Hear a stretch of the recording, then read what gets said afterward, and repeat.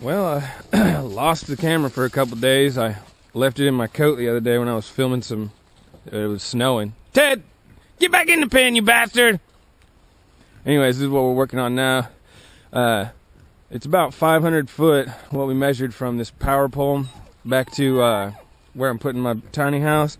And that's just too far. The amount of money we'd have to spend on wire and everything because of that long wire run would have a bunch of voltage drop. We'd have to buy oversized wire and it'd be too expensive. So because it'd be, Ted, you bastard, could it be free? They run it, the power company would run it 300 foot from the road.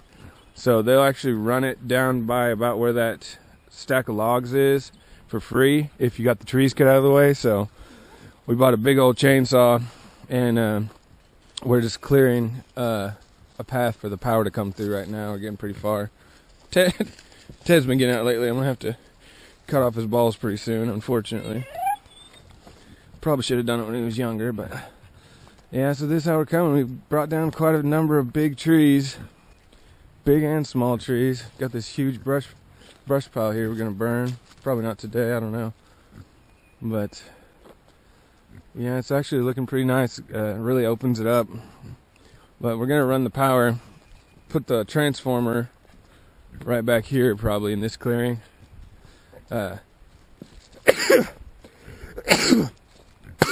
that means I'll only have to run probably about 150 feet, so I can use a lot smaller wire size. Because we're gonna try to put the pole like over here somewhere probably, and run it down that way for my house, run it that way for Caleb's. Well, the last thing that stands in the way of me having power back at the tiny house is this big old tree right here. So I had the power company come out and they've got the high lines disconnected and grounded right now. So because this tree is pretty close to this transformer, and in the event of a catastrophic failure, I didn't want any power lines to be on the ground killing somebody. So it's a pretty big tree. It's probably one of the biggest ones that we've had to cut down so far. I usually try to avoid cutting down these big trees because they're so beautiful and, you know, they're so old. I find it hard to kill something that's older than me, but in this case it has to happen. So I'm gonna try to notch it on that far side and cut in this way and get it to fall hopefully right here in the road is the target. And you know, it could fall the way it lies. It looks like it'll be pretty easy to manipulate it to go over that way because it's not really leaning any which way.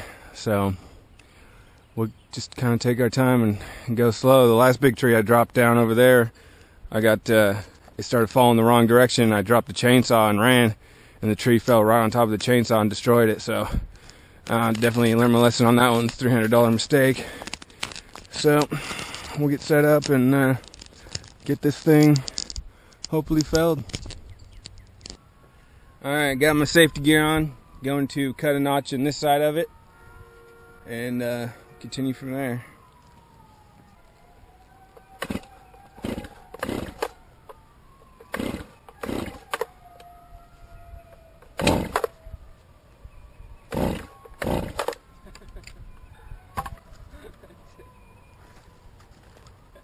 Don't need the safety gear if the chainsaw don't work. Huh? What'd you say? Don't need the safety gear if the chainsaw doesn't work. Yeah.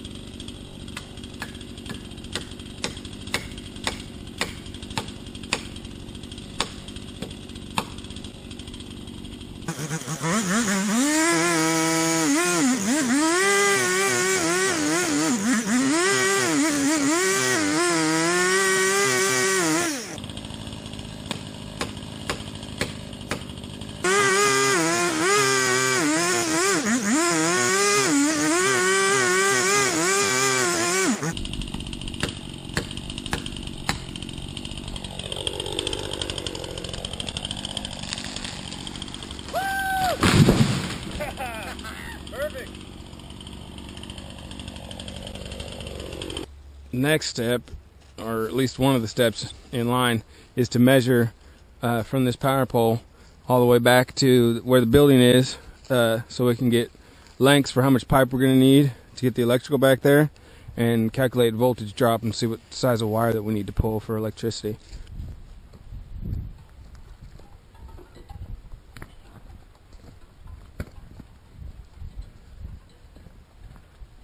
Roscoe, no! Quit messing with that! Okay. Alright, let's keep going with it.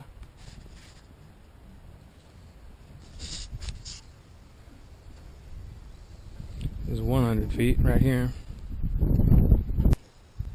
Okay! 200 feet, and so on. 400 feet. Mark this? No. No. Now from here it's going to be about 500 feet. Okay, now we know. Now that it's delimbed, we're just going to go through and chop it up into manageable sized pieces. What I like to do for that is just lay logs out underneath it every couple 3 feet. That way when you cut it, it doesn't drop and lay on the ground. That way you're not having to lift it, if at all possible. Well, got the tree cut up good enough for now. I'll separate it off the road, so should be good to get some power back there.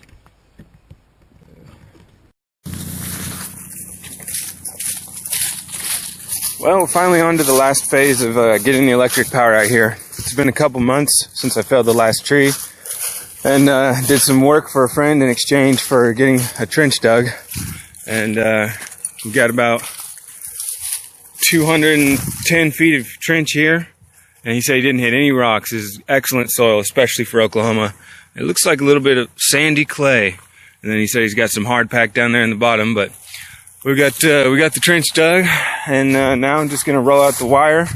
I'm gonna use direct burial wire, and we'll bury it back. I can't believe it. It's amazing. It only took him an hour and a half to dig that trench.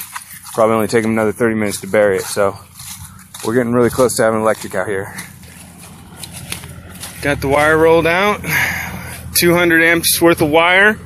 Direct burial aluminum. Cost about $2.09 a foot. Ended up running about $500 for the whole run. But I did get quite a bit extra because I didn't know what the power company is going to require. They rather would have me bury 3-inch PVC 36 inches deep, and then they provide the wire. But I did the calculations on it, and it's either going to cost me $500 for the 3-inch pipe, or it's going to cost me $500 to put the wire in the ground myself.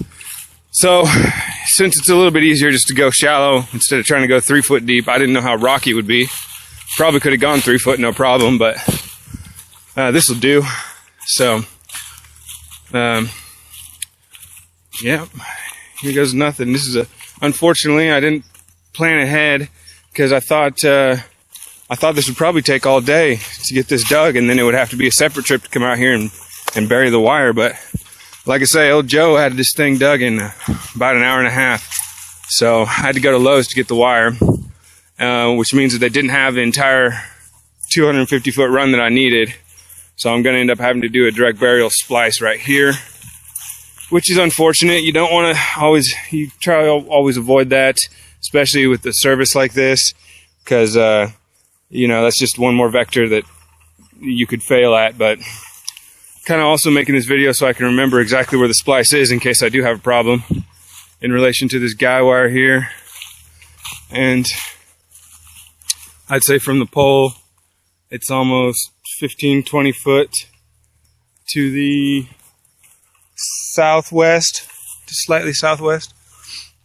Anyways, let Joe bury everything except for this. I still got to buy a splice for that, and I still got to put a conduit on this end. Like I say, I got enough wire so that I can run the wire all the way up the pole to the transformer. Ideally, I would like to have the meter mounted on the house so that nobody could ever fuck with my power, because there has been a lot of thieving going on from these freaking bastards over here. But, you know, ideally I'd like to have the meter on the house so it'd be protected. So if they'll let me do that, I'm just gonna, you know, I've left enough wire here and I'll leave enough conduit. They can run all the way up to the transformer. But if not, like I say, I got to talk to the engineer for the power company, and if I have to, I'll mount the meter can out here.